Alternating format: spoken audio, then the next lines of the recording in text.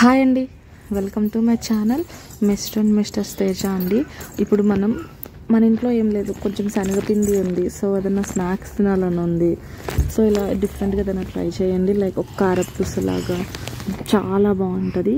దానికి నేను ఒక జల్లెడలోకి కొంచెం సాల్ట్ అండ్ అలాగే కొంచెం శనగపిండి తీసేసుకున్నాను. కారం కూడా కొంచెం యాడ్ చేశాను, చిల్లీ పౌడర్ అండ్ అలాగే ఇక్కడ టర్మరిక్ పౌడర్ కూడా యాడ్ చేస్తున్నాను కలర్ కోసము. అండ్ కొంచెం చిల్లీ పౌడర్ అనేది మామూలుగా అయితే ఇందులో చిల్లీ పౌడర్ వేసుకోకపోయినా పర్వాలేదు, కాకపోతే కొంచెం స్పైసీగా బాగుంటుంది కదా అని చెప్పి చిల్లీ పౌడర్ కూడా యాడ్ చేశాను అనమాట.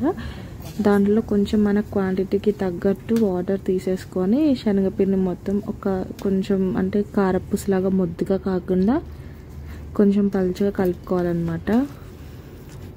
కలుపుకున్న తర్వాత దాన్ని ఒక 5 to 10 minutes అట్లా పక్కన పెడితే కొంచెం బాగుంటుంది. సో దాంట్లో ఇంకా కొంతమంది ఇన్స్టెంట్గా సోడాస్ అవి యాడ్ చేస్తారు. సో అట్లా ఏం అక్కర్లేదు అనమాట, అంటే బాగుంటుంది టేస్ట్ కూడా.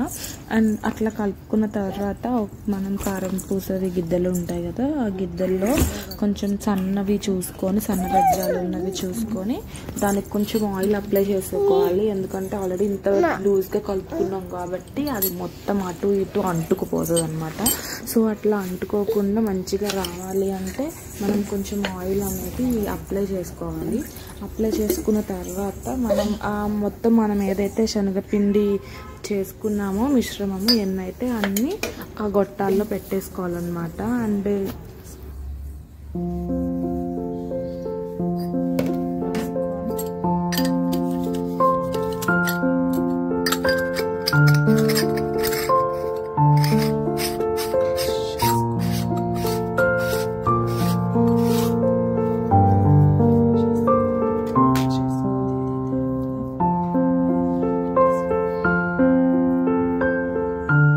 ఇంకా అలా పెట్టుకున్న తర్వాత ఒక కడాయి తీసుకొని అందులోకి ఆయిల్ వేసేసుకొని, ఆయిల్ కొంచెం హీట్ ఎక్కిన తర్వాత మీడియం ఫ్లేమ్లోకి సెట్ చేసుకొని ఇట్లా రౌండ్గా ఒకదాని తర్వాత ఒకటి మంచిగా కాల్చుకోవడమే. ఇది మనం మీడియం ఫ్లేమ్లోనే కాల్చుకోవాలంటే, లైక్ లో ఫ్లేమ్లో కాల్చుకున్నా ఎక్కువ ఆయిల్ అబ్జర్వ్ చేసుకుంటుంది, హై ఫ్లేమ్లో కాల్చుకున్నా త్వరగా మాడిపోతుంది అనమాట. సో మీడియం ఫ్లేమ్లో కాల్చుకోవడం వల్ల పర్ఫెక్ట్గా కుక్ అయ్యి బాగా వస్తుంది అనమాట.